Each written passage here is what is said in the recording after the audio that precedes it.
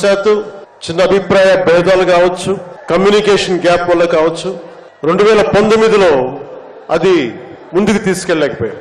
ఆ తీసుకెళ్ళలేని లోటు, దాని తాలూకు రియాక్షన్ వైఎస్ జగన్ ప్రభుత్వం వచ్చేసింది. ఈ 2024 మనం ప్రభుత్వాన్ని స్థాపిస్తున్నాం, మార్పు తీసుకొస్తున్నాం, జగన్ని ఇంటికి పంపించేస్తున్నాం. నేను వింటుంది 25 మంది ఎమ్మెల్యేలని మార్చారు, మొత్తానికి కలిపి 80 మంది ఎమ్మెల్యేలని మారుస్తున్నారని నేను వింటా ఉన్నాను. మార్చాల్సింది ఎమ్మెల్యేలు కాదు, ఈ రాష్ట్ర ముఖ్యమంత్రి జగన్. నిజంగా ఒక బలమైన ఆధిక్యతతోటి ముఖ్యమంత్రి అయ్యి ప్రభుత్వాన్ని సమర్థవంతంగా నడిపి ప్రజలకి మేలు చేయాల్సిన వ్యక్తి కూల్చివేతలతో మొదలుపెట్టాడు.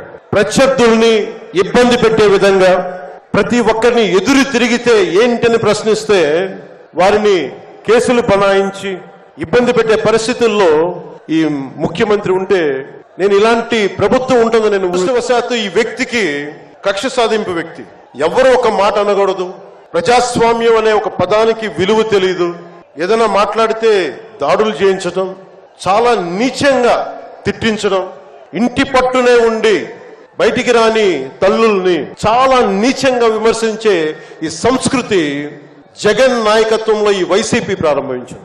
ఇంట్లో ఉన్న తల్లికి చెల్లికే విలువ ఇవ్వనేవాడు మన ఇంట్లో ఉన్న ఆడపడుచులకి ఏం గౌరవిస్తాడు? ఇంకొక మారు వైసీపీ ప్రభుత్వం వస్తే ఎవ్వరు ఇళ్లలో ఉండలేరు, ఆంధ్రప్రదేశ్ లో ఉండలేరు, పెట్టుబడులు రావు, ఇవన్నీ మారాలి. నా మొదటి ఆఖరి ప్రయత్నం కూడా ఆంధ్రప్రదేశ్ భవిష్యత్తు బాగుండాలి అంటే ఎక్కడి నుంచి మనుషులు రారు, మన భవిష్యత్తుని మనమే నిర్మించుకోవాలి, మనమే కొట్లాడాలి. రోజున కనుక మనం ఈ పొత్తును పెట్టుకోకపోతే నాతో సహా వైసీపీ గూండాలని ఎదుర్కోవడానికి ఒక కర్రో కత్తో పట్టుకొని మేము కూడా రోడ్ల మీదకి వచ్చి మేము వీధి గొడవలు క్రియేట్ చేసుకు మేము వచ్చి రక్షించుకోవాల్సి వస్తుందని చెప్పి నేను ప్రత్యేకించి కేంద్ర నాయకత్వానికి చెప్పాను. వీరికి ప్రజాస్వామ్యం మీద గౌరవం లేదు వీరికి.